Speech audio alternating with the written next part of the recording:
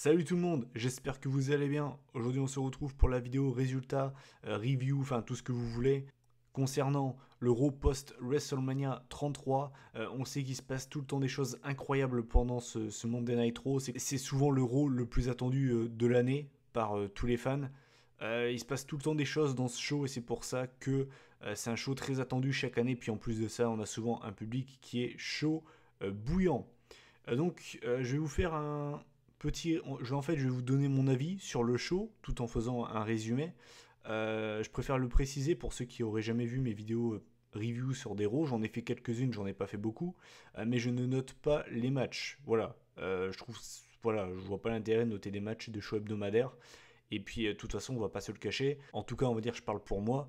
Mais le plus important, c'est dans les shows hebdomadaires, c'est pas la qualité des matchs. Pour moi, c'est les développements de rivalité et tout le machin. C'est vraiment ça qui m'intéresse le plus. À la rigueur, après, si on a des matchs qui sont pas terribles, à la rigueur, ça pour moi, c'est pas très important. Donc, on a ouvert ce Monday Night Raw post-WrestleMania par une vidéo package retraçant la défaite du Deadman la veille. Ça m'a encore mis les boules, rien que de revoir la vidéo. Donc ensuite, directement, on commence le show avec un énorme chant Thank You Taker qui a duré, je sais pas, j'ai pas regardé exactement, mais qui a dû durer facilement 3 minutes avec vraiment un chant Thank You Taker qui ne s'arrêtait pas. Le public ensuite a commencé à switcher en chantant Fuck You Roman, où je crois qu'ils ont commencé à chanter ça. Et ça tombe bien puisque le Big Dog Roman Reigns débarque sous une pluie de huées. C'était l'apocalypse. Et puis alors là, franchement, ça a donné lieu à l'un des segments de l'année très clairement. C'est-à-dire que Roman Reigns, pendant, je sais pas combien de temps il est resté sincèrement dans le ring, mais il est resté longtemps. Et c'est simple, le mec n'a même pas eu le temps de parler qu'il était mais conspué. Je crois que j'ai jamais vu un accueil pareil pour une superstar. J'en ai vu un des accueils qui était chaud dans le mauvais sens du terme, mais celui-là c'est chaud, vraiment. Genre c'était vraiment chaud. Le mec avait même pas le temps de parler, qui se faisait huer. Il y avait des chants Fuck you Roman, Roman sucks, enfin Delete Roman également. On a vraiment eu la totale. Et alors là, j'ai adoré. C'est-à-dire que Roman Reigns, pendant 4 minutes, facile 5 minutes, n'a pas pu en placer une. Et le mec, il prend juste son micro pour dire This is my yard now. Il lâche le micro et il se barre.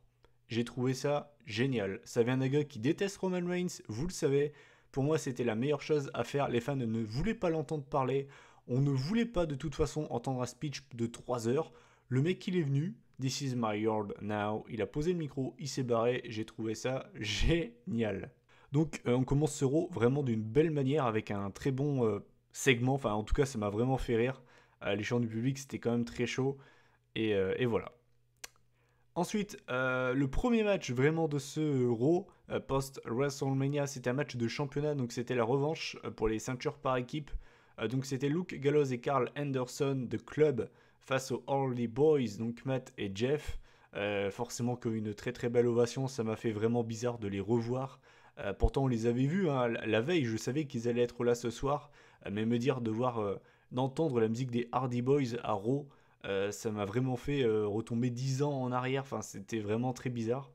Le match en lui-même n'était pas incroyable. Enfin, c'était plutôt pas mal pour du show hebdomadaire. Voilà, il y avait rien d'incroyable. Forcément, le public était totalement acquis à la cause des Hardy Boys, avec beaucoup de chants d'élite. Et finalement, eh bien, c'est les Hardy Boys qui ont conservé avec un Twist of Fate de Matt et la Swanton Bomb de Jeff sur Luke Gallows. Donc voilà, les Hardy Boys conservent, c'est pas forcément une surprise. Et plus tard dans la soirée, on aura un match pour déterminer leur prochain challenger pour les ceintures par équipe, donc à Payback. Ensuite, on avait un match de Cruiserweight. On avait Neville face à Mustafa Ali. Je vais vraiment pas rester longtemps sur ce match. Le match était vraiment pas mal, franchement, pour un match Cruiserweight à Raw en plus de ça. C'était vraiment un bon match. Ils s'étaient déjà affrontés, Neville et Mustafa Ali, à 205 live, et le match était vraiment excellent. Je vous conseille d'aller le voir si vous ne l'avez pas vu. Je suis vraiment, vraiment, vraiment fan de Mustafa Ali. Pour moi, c'est un des meilleurs Cruiserweight de 205 live. Et je ne serais pas déçu s'il était Cruiserweight Champion dans le futur. Parce que vraiment, c'est vraiment pour moi l'un des meilleurs catcheurs de la Cruiserweight Division. Mais pour ce qui est du résultat, eh bien, c'est Neville qui l'a emporté avec sa prise de soumission, donc je ne sais pas comment il l'appelle. À noter que beaucoup de gens ont trouvé que c'était pas forcément très respectueux les chants du début envers Roman Reigns. Mais ce que j'ai vraiment, moi, perso, trouvé irrespectueux, c'était la beach ball qui est sortie en plein milieu du match Cruiserweight. Les mecs se balançaient une balle en plein milieu du match, ils en avaient rien à carrer. Je trouve ça à la fois con et irrespectueux. Con dans le sens où tu as payé ta place pour voir du catch, on te propose Neville Mustafa Ali. Si t'es si smart que ça, tu sais très bien que les deux peuvent te faire un excellent match. Les mecs, qu'est-ce qu'ils font? Donc non seulement ils ne regardent pas la chose pour laquelle ils ont payé leur place. En plus de ça, à mon avis, ça devait payer la peau du cul. Et en plus de ça, les mecs manquent de respect puisque les mecs ne regardent même pas le match alors que tu as deux mecs qui performent devant eux. J'ai vraiment trouvé ça complètement con. Et ça, vraiment, j'ai trouvé ça totalement stupide. Ensuite, on arrive au moment où on a le chairman Vince McMahon. Donc, juste avant qu'il arrive sur le ring, on l'avait vu en backstage dans ses grandes limousines. Donc, forcément, quand on l'a vu en backstage, on s'est tous dit ah, bah, il va nous annoncer des grosses choses, Vince. Et ça n'a pas manqué puisqu'il nous a annoncé deux choses. La première, c'est que la semaine prochaine, on aura pas tout à fait une vraie draft. En fait, il y a beaucoup de gens qui ont dit c'est une draft. C'est pas une vraie draft en fait. C'est ce qu'il a appelé un shake-up. En gros, j'ai vu la news en plus juste avant de faire cette vidéo. Ce sera pas tout à fait une draft. En fait, Kurt Angle et Daniel Bryan pourront se faire des échanges, un petit peu comme si vous aviez des cartes Pokémon. Vous pouvez faire un échange avec votre pote. Bah là, c'est un petit peu pareil. En fait, ils vont s'échanger des catcheurs. Et bien évidemment, les catcheurs de NXT, voilà, vous en aurez qui seront rajoutés à Raw et SmackDown, ça c'est sûr et certain. Donc voilà, au final, c'est pas vraiment une vraie draft, ce serait plutôt voilà, des échanges qui vont se faire, donc ça risque d'être très intéressant. Et n'hésitez pas à me dire en commentaire si vous voulez que j'en fasse une vidéo spéciale, genre où je donnerai mon avis quand on aura vraiment les deux rosters de Raw et SmackDown qui seront définis. Et la deuxième annonce, et là forcément ça m'a fait très plaisir. Pourtant j'étais crevé, hein, je vous dis tout, j'étais HS quand j'ai regardé le show, vraiment j'étais crevé. Mais ça m'a clairement mis un énorme sourire. Voilà, le nouveau general manager de Raw, eh bien c'est Kurt Angle, le tout nouveau Hall of Famer. Ça me fait très plaisir parce que j'adore ce mec. Voilà, je vais pas rester 3 heures dessus. Pour moi, c'est l'un des plus grands catcheurs de tous les temps, l'un des meilleurs catcheurs de tous les temps. J'ai pas peur de le dire. Et il n'a pas forcément eu la carrière, la renommée d'Eric Flair, mais pour moi, ce mec est une véritable machine. Et vraiment, ça me fait très plaisir de le voir en tant que JM de Raw. Vraiment très content de cette annonce. Et il nous a forcément gratifié de son fameux It's true, it's damn true. Ensuite, on a le New Day qui s'est ramené sur le ring et qui ont fait un petit peu un open challenge. Donc voilà, ils ont défié n'importe quelle équipe dans le locker room qui voudrait les affronter. Et ça y est, The Revival ont enfin fait leur début dans le main roster. Donc je suis très content, encore une fois. Très content, j'adore cette équipe qui a vraiment... voilà, au début, j'étais pas un énorme fan de Revival. C'est toujours pas mon équipe préférée non plus, attention. Hein. Ils ont vraiment c'est pas le catch voilà, qui me fait lever de ma chaise. Mais ils sont excellents dans ce qu'ils font. C'est vraiment un catch à l'ancienne, je trouve. Des vrais fourbes. Vraiment, t'as pas plus heal que eux, quoi. Ils auront aucun problème, comme j'ai dit sur Twitter, à se faire siffler par ce qu'on appelle les casuals. Et je suis vraiment, ils ont vraiment, comme on dit, grow on me. Et ouais, c'est vraiment une équipe que j'aime beaucoup. Ils nous ont fait une ribambelle, voilà l'expression ringarde, une ribambelle de très très bons matchs à NXT. Je vous le conseille, si vous regardez pas NXT, allez voir les matchs de Revival contre American Alpha, contre DIY, ou bien tout récemment leur triple threat contre DIY et les Authors of Pain lors de Takeover Orlando. C'est une excellente équipe. Et donc, bien, victoire de Revival sur le New Day. Qu'on est fan ou non du New Day, ça reste une très très belle victoire pour Revival. C'est leur premier soir dans le main roster. Les mecs battent le New Day. Donc je suis très content du résultat. Et en plus de ça, derrière, ils ont blessé Kofi Kingston. Donc très gros impact réalisé par Revival dès leur premier soir. Donc je suis très content. Je suis assez impatient de voir ce qu'ils vont en faire dans le futur. J'espère qu'ils vont pas les gâcher. Et je suis déjà en train de me frotter les mains pour peut-être un futur Revival Hardy Boys. Ça pourrait être quelque chose d'incroyable. Ensuite, on a eu un segment backstage avec Kurt Angle et Soft. Bon, il y a eu un autre également plus tard de segment avec Kurt Angle, je vais également le passer, mais ne serait-ce que le premier soir, dès son premier soir en tant que GM, il nous a déjà fait rire. Ce qui est incroyable avec Kurt Angle, l'air de rien, c'est que il est à la fois excellent dans un ring, mais également c'est un excellent, comment dire, c'est un gars qui peut te faire rire, te faire pleurer, te faire kiffer ta race. Enfin voilà, c'est aussi pour ça que les gens adorent Kurt Angle. Et ne serait-ce que ce soir-là, c'est son premier soir en tant que GM de Raw, il nous a déjà bien fait rire. Et c'est pour ça que je suis très content de le voir. Ensuite, on avait un Six Women's Tag Team match. Donc on avait Bayley, Dana Brooke et Sasha Banks contre Nia Jax, Charlotte et Emma. Ça y est, elle est enfin de retour. Après 17 semaines de promo avec Emma Lina, avec ce fameux moment à Raw où elle dit que maintenant elle va avoir le makeover, la transformation maintenant de Emma Lina à Emma, ce qui m'a valu, je crois, l'un des plus gros fous rires de ces dernières années devant un Raw, mais j'étais HS. Tout le monde était énervé à ce moment-là, moi j'étais le seul con à rigoler parce que je trouvais ça tellement ridicule que ça m'a fait hurler de rire, sérieusement, c'était incroyable. Ça y est, elle est enfin de retour, Emma. Je suis très fan de cette meuf. Pour moi, c'est une très bonne catcheuse qui a toujours été sous-cotée. Quand on doit citer les meilleures catcheuses dans le main roster, enfin en tout cas la WWE, elle revient limite jamais parmi les noms. Et pour moi, c'est une très bonne catcheuse, Emma. Elle fait partie vraiment des toutes premières, entre guillemets, révolutionnaires, enfin de la nouvelle génération, on va dire, avec les meufs comme Paige par exemple. Elles avaient d'ailleurs fait le premier main event du premier pay-per-view de NXT. Donc je suis vraiment très content de la revoir et j'espère qu'elle aura une grosse mise en avant pour cette année 2017. Sinon donc le match en lui-même, je vais être expéditif, hein, je ne vais pas vous faire un résumé, on n'est pas dans une review pay-per-view. Eh bien en fait c'est l'équipe des Faces qui s'est imposée, donc Bayley, Dana Brooke et Sasha Banks, avec notamment Charlotte qui a abandonné au Bank Statement. Après le match, Charlotte engueule un peu Emma et Nia Jax, voilà, en leur reprochant en fait que la défaite c'est de leur faute. Et elle pousse un petit peu trop Nia Jax, et Nia, faut pas trop la pousser. Du coup, Nia Jax démolit Charlotte, on peut le dire. Et voilà, donc je ne sais pas ce que ça veut dire. Est-ce que ça veut dire que Charlotte va faire une petite pause, se reposer un petit peu? Ensuite, on arrive à un moment assez intéressant du show, puisque donc on a Brock Lesnar, le tout nouveau Universal Champion, qui se pointe avec forcément son avocat Paul Heyman. J'allais dire son avocat Brock Lesnar, ça aurait été un petit peu bizarre quand même.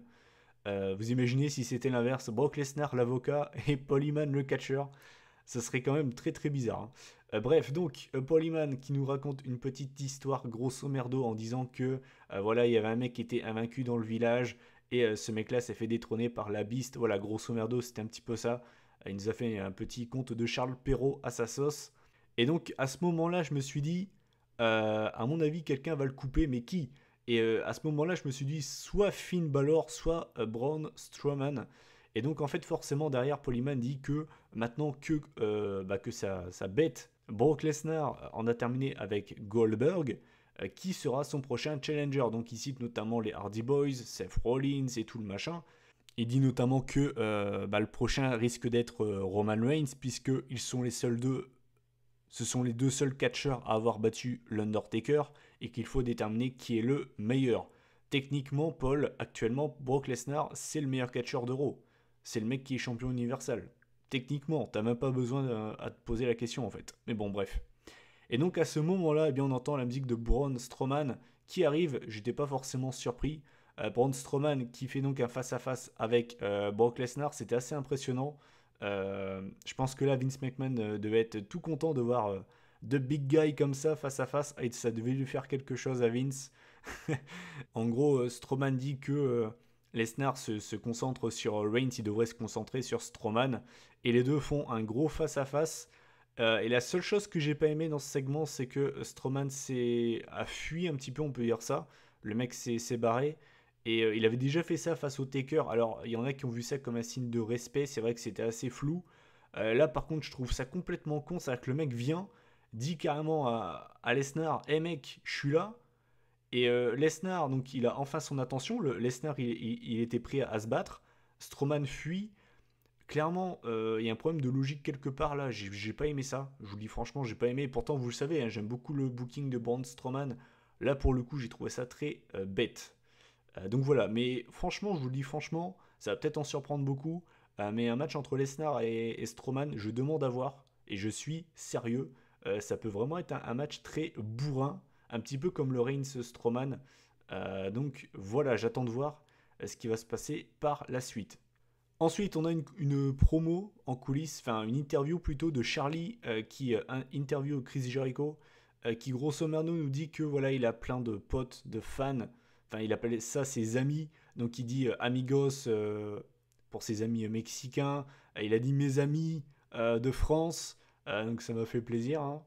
Ses copains d'Angleterre et tout le machin. Enfin, il dit ça en plusieurs langues en fait. Donc encore une fois, Jericho m'a fait rire. Il a dit en gros il a mis quoi sur la liste de Owens? Je crois qu'il a mis genre le bout du doigt de Kevin Owens. Enfin, il m'a fait encore une fois bien rire. Et derrière, en fait, on a Kevin Owens et Samoa Joe qui l'attaquent en backstage et le font passer à travers une table. Donc voilà. Et plus tard, en fait, on voit que Kurt Angle parlait avec Seth Rollins et lui disait que en gros Jericho n'était pas apte à catcher ce soir, mais il lui promet qu'il va lui trouver un autre partenaire. Donc à ce moment-là, à part Finn Balor, je voyais pas qui pouvait venir aider Seth Rollins. Roman Reigns, à mon avis, il allait pas venir l'aider ce soir-là, après avoir battu le Taker. Donc voilà, à part Balor, je vois pas qui d'autre aurait pu venir l'aider. Ensuite, on avait un match entre Soft et Cesaro et Sheamus pour déterminer les prochains challengers des Hardy Boys. Et finalement, c'est Cesaro et Sheamus qui ont remporté le match. Ça m'a fait forcément plaisir, vous le savez, Soft, je peux pas les voir, ils m'ont tellement saoulé. Et j'ai beaucoup aimé le petit chant qu'ont eu le droit à Cesaro et Sheamus. Et j'espère qu'ils vont conserver ce chant et qu'il va rester parce que j'ai franchement kiffé. Et je chantais comme un gros mongol devant mon ordinateur. Donc j'espère que ce chant restera dans le futur. Donc voilà, donc on aura Cesaro et Sheamus contre les Hardy Boys à Payback pour les ceintures. Donc ça risque d'être un match très intéressant. Ensuite, on a un match qui, je suis sûr, vous a fait lever de votre chaise. On avait Jinder Mahal, Juicer Mahal, comme vous préférez. Le mec, me dites pas qu'il prend pas quelque chose.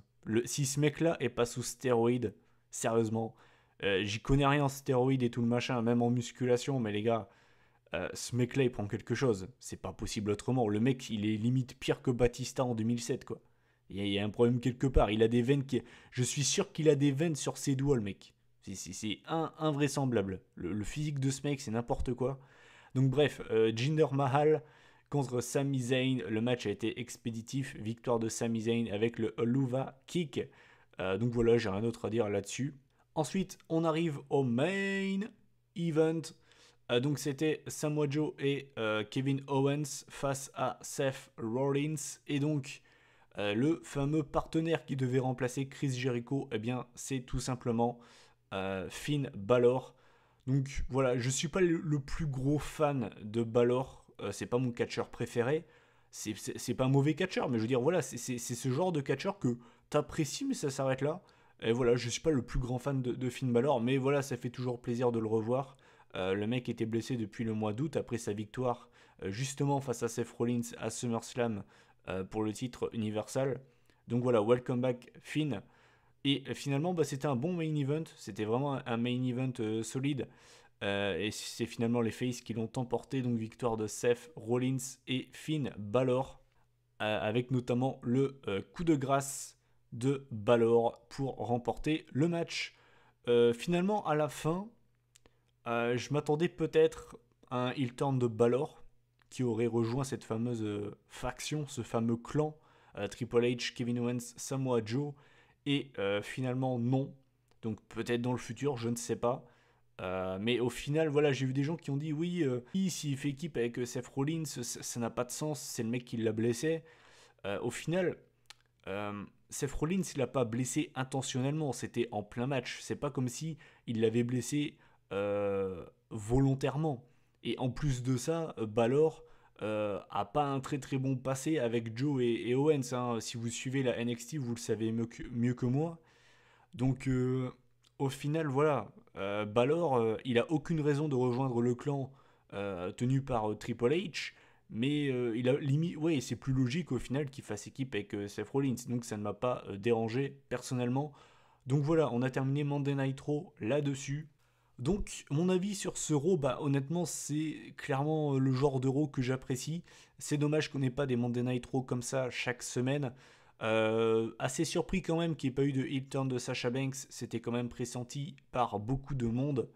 Mais sinon ça a vraiment été un Raw très plaisant. Là on a quand même eu beaucoup d'annonces, on a Vince McMahon qui était présent, on a Kurt Angle qui était annoncé en tant que General Manager de Raw, on a eu le retour de Finn Balor, les débuts de Revival, on a eu un match de championnat pour les ceintures par équipe. Je veux dire, honnêtement, c'est un show très très solide. On a eu le début de show avec la promo de Roman Reigns. Vraiment, honnêtement, il y a eu très très peu de choses à jeter, à part le Jinder Mahal, Sami Zayn, qui je pense a passionné personne. Honnêtement, à part ce moment-là, c'est un Raw qui est parfait. Il n'y avait rien à en jeter, c'était vraiment un Raw très plaisant, un public qui a fait beaucoup de bruit. Le seul moment où ça m'a dérangé, c'est quand ils ont joué avec la balle, là, comme je vous ai dit pendant le match Cruiserweight. Mais sinon, voilà, c'est dommage qu'on n'ait pas un public comme ça pour chaque show, parce que très clairement, c'est beaucoup plus vivant. Mais voilà, donc au final, c'est un Raw que j'ai vraiment très apprécié. Et je suis assez impatient de voir SmackDown qui, là, va débuter dans un peu plus d'une heure. Donc vous aurez très certainement la vidéo jeudi. Voilà. Mais voilà, cette vidéo est terminée, donc je vous invite tout simplement à donner votre avis sur ce Monday Night Raw, ce que vous en avez pensé. Il s'est quand même passé beaucoup de choses, donc voilà. N'hésitez pas donc à commenter, à liker et à partager cette vidéo si le cœur vous en dit. On se retrouve normalement demain pour la vidéo résultat, mon avis sur le SmackDown post-WrestleMania, et vendredi pour la vidéo résultat de NXT TakeOver Orlando. D'ici là, prenez soin de vous. Salut tout le monde.